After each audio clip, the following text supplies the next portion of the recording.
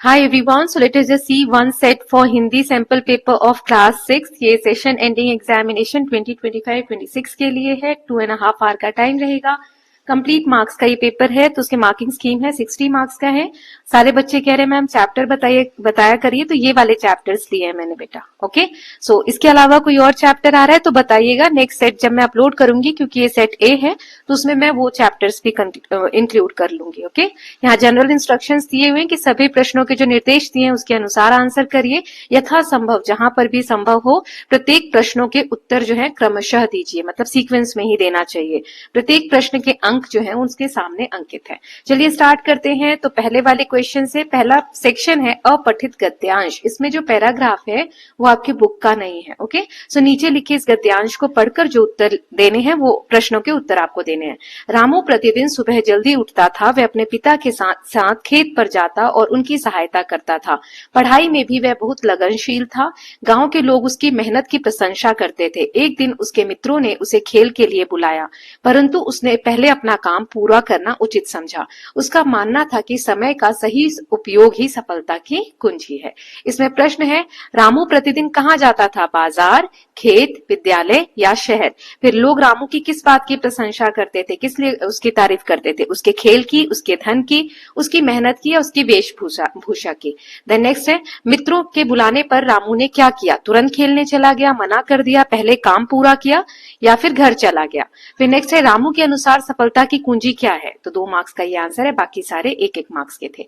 Now अपठित पद्यांश दिया हुआ है। सो पहला है, सूरज निकला नभ के द्वारे फैली उसकी सुनहरी धूप, जाग उठे सब खेत खलिहान, खिल उठे फूलों के रूप, चिड़िया चहकी डाल डाल पर, गूंजी मधुर सुरीली तान, परिश्रम करने जो निकले उनका होता सदा सम्मान। तो 5 मार्क्स का ये टोटल है। इसमें 1-1 मार्क्स के क्वेश्चन है। सो पहला है, सुनहरी धूप कौन फैलाता है? चांद, सूरज, तारे या बादल? चिड़िया कहाँ चहक रही है? आकाश में, घर में, डाल डाल पर या खेत में? फिर नेक्स्ट है, परिश्रम करने वालों को क्या मिलता है? धन, सम्मान, खेल या विश्राम? फिर एक कविता हमें क्या संदेश देती है? ये वाला क्वेश्चन 2 मार्क्स का है। ओके, टोटल 5 मार्क्स का ये था। नाउ नेक्स्ट है, यहाँ पे पठित पद्यांश है, आपके चैप्टर से ये लिया गया है। Okay, question number 3, Mauritius Hind महासागर में स्थित एक छोटा सा द्वीप देश है। वहां भारतीय मूल के लोग बड़ी संख्या में रहते हैं। भारतीय संस्कृति, त्योहार और भाषा वहां आज भी जीवित है। हिंदी का वहां विशेष प्रचार है। लोग अपनी परंपराओं को बड़े गर्व से निभाते हैं। पहला है, ये गद्यांश किस पाठ से लिया गया है? पेड़ की बात, परीक्षा, हिंद महासागर में छोटा सा हिंदुस्तान, सत्रिया और बिहू। मॉरिशस कहाँ स्थित है? अटलांटिक महासागर, हिंद महासागर, प्रशांत महासागर या अरब सागर? देन नेक्स्ट है, वहां किस भाषा का विशेष प्रचार है? हिंदी, फ्रेंच, हिंदी या संस्कृत? अंग्रेजी, फ्रेंच, हिंदी या संस्कृत? लोग किस बात पर गर्व करते हैं? और मॉरिशस में ही भारतीय मूल के लोग अधिक क्यों हैं? सारे 1-1 मार्क्स के ही हैं इसमें 5 क्वेश्चन। नाउ नेक्स्ट है, पठित पद्यांश आपके चैप्टर से लिया गया है। राणा का वह वीर घोड़ा चेतक जिसका नाम, युद्ध भूमि में दौड़ लगाता करता शत्रु का काम तमाम, निडर साहसी तेज गति वाला राणा का अभिमान, अपनी निष्ठा दिखलाकर उसने रख लिया स्वामी का मान। ये पद्यांश किस पाठ से संबंधित है? चेतक की वीरता, जलाते चलो, परीक्षा या पेड़ की बात? चेतक किसका घोड़ा था? अकबर, राणा, शिवाजी या गांधी? फिर चेतक कैसा था? डरपोक, आलसी, निडर या साहसी या कमजोर? फिर चेतक ने किसका मान रखा? शत्रु का, स्वयं का, राणा का, सैनिकों का? फिर शत्रु का समानार्थी मतलब सेम मीनिंग वाला वर्ड बताना है, मित्र, अरी, राजा या वीर? फिर नेक्स्ट है, पाठ्य पुस्तक से प्रश्न दिए गए हैं, तो इनमें से कोई 5 क्वेश्चन के आंसर करने हैं। पहला है, पेड़ की बात। इस पाठ के अनुसार पेड़ मनुष्य के लिए क्यों उपयोगी है? ये 2 मार्क्स का है। टोटल ये सेक्शन 10 मार्क्स का है, तो 5 के आंसर करने यानी 10 मार्क्स। परीक्षा पाठ में, परीक्षा जो लेसन है उसमें दीवान साहब ने योग्य व्यक्ति की पहचान कैसे की? एंजेला कहाँ घूमने गई थी और उसने क्या अनुभव किया?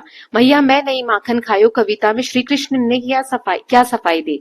सत्रिया और बिहू पाठ के अनुसार बिहू त्योहार का महत्व क्या है?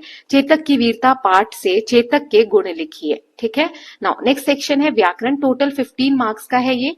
यहाँ पर जो क्वेश्चंस दिए गए हैं इंस्ट्रक्शन के हिसाब से आपको आंसर करने हैं। तो पहला है, जल शब्द से कोई 2 नए शब्द बनाइए। मुहावरे का अर्थ लिखिए। आंख का तारा, आकाश और धरती से पर्यायवाची लिखिए। निम्न में से सर्वनाम शब्द चुनिए। इनमें से सर्वनाम कौन सा है वो चुनना है। कमल शब्द से 4 नए शब्द बनाइए। कहावत जो है, जहां चाह वहां राह राह इसका अर्थ बताना है और नभ का समानार्थी शब्द चुनना है। स्वस्थ का विलोम लिखिए, जो स्वस्थ शब्द है इसका विलोम शब्द क्या होता है वो बताना है। दयालु का विलोम लिखना है। रण शब्द का समानार्थी सेम मीनिंग वाला वर्ड बताना है। ओके, नाउ आंसर लिखते वक्त मैं इसकी मार्किंग्स बता दूंगी, है ना, कितने कितने मार्क्स का ये कौन सा क्वेश्चन है। नाउ नेक्स्ट देखते हैं, लेखन वाला सेक्शन है। तो यहाँ 3 क्वेश्चन है, प्रश्न 7 है। इसमें किसी एक विषय पर पत्र लिखना है, 5 मार्क्स का है। विद्यालय में अवकाश हेतु पत्र, प्रार्थना पत्र या मित्र को परीक्षा में सफलता हेतु बधाई पत्र। फिर दूसरा है 80 शब्दों में अनुच्छेद लिखना है, पैराग्राफ किसी एक टॉपिक पर। ठीक, 5 मार्क्स का है। जल ही जीवन है, मेरा प्रिय त्योहार, व्यायाम के लाभ। अब नेक्स्ट क्वेश्चन है क्वेश्चन नंबर 9। इसमें शिक्षक और छात्र के बीच संवाद लिखना है, ये 5 मार्क्स का है। यहाँ में प्रिंट है, 5 मार्क्स का है। अथवा लालच बुरी बला है, इसके विषय पर एक कहानी लिखनी है। ओके, और ये जो व्याकरण वाला पार्ट था यहाँ भी मैं मार्क्स बता देती हूँ। ये वाला जो क्वेश्चन है 2 मार्क्स का, 2 मार्क्स का, 2 मार्क्स का, ये 1 मार्क्स का है। फिर ये दोनों 2 मार्क्स के हैं, बाकी सारे 1-1 मार्क्स के हैं। ओके, चलिए स्टार्ट करते हैं, आंसर्स देख लेते हैं कैसे आप लोग लिखेंगे इसके। तो सबसे पहले हम स्टार्ट करते हैं पैसेज के क्वेश्चन के साथ। रामू प्रतिदिन कहाँ जाता था? खेत में जाता था। फिर लोग रामू की किस बात की प्रशंसा करते थे?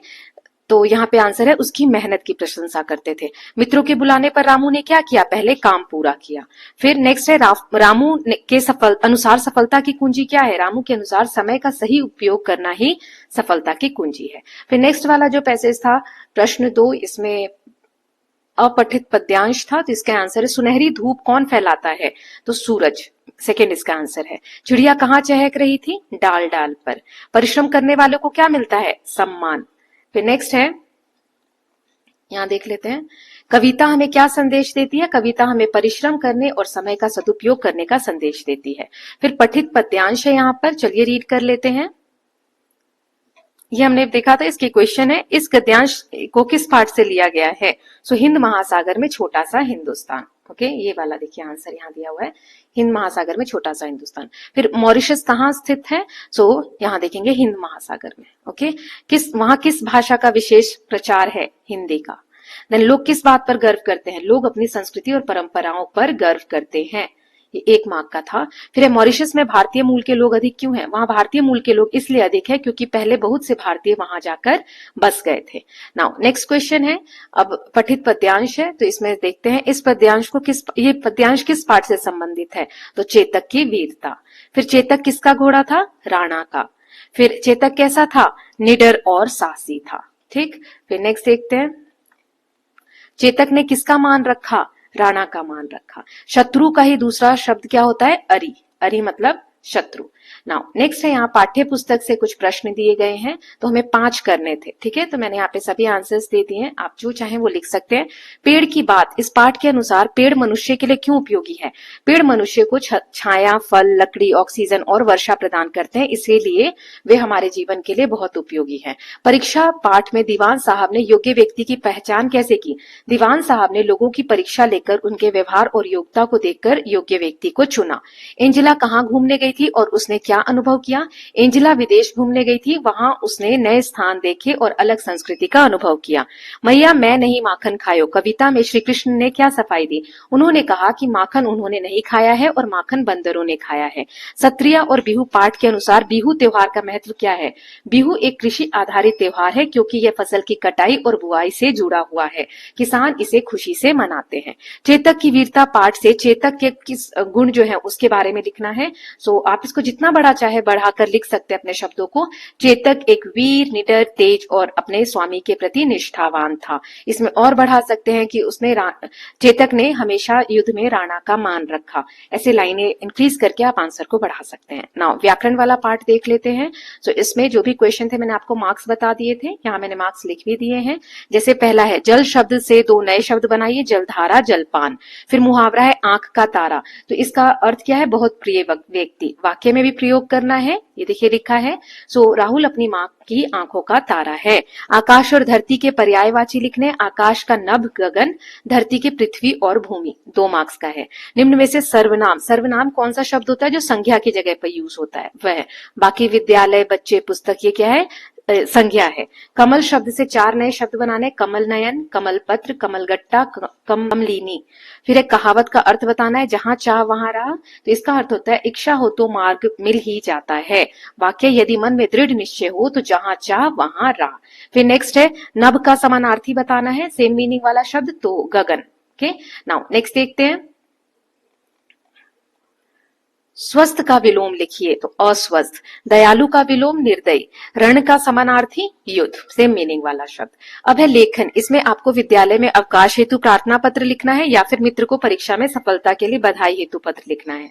तो पहले हम देख लेते हैं पहला वाला ऑप्शन कि प्रधानाचार्य को जो आप पत्र लिख रहे हैं, तो सेवा में प्रधानाचार्य महोदय पीएम श्री कृष्ण, जो भी आपके स्कूल का नाम है वो लिखेंगे। विषय, अवकाश प्रदान करने हेतु प्रार्थना पत्र। महोदय, सविनय निवेदन यह है कि मुझे दिनांक, यहाँ पे डेट, यहाँ से यहाँ तक पारिवारिक कार्य से बाहर जाना है, अतः मैं विद्यालय आने में असमर्थ रहूंगी। कृपया मुझे 3 दिन का अवकाश प्रदान करने की कृपा करें। मैं लौटकर छूटा हुआ कार्य पूर्ण कर लूंगा या कर लूंगी।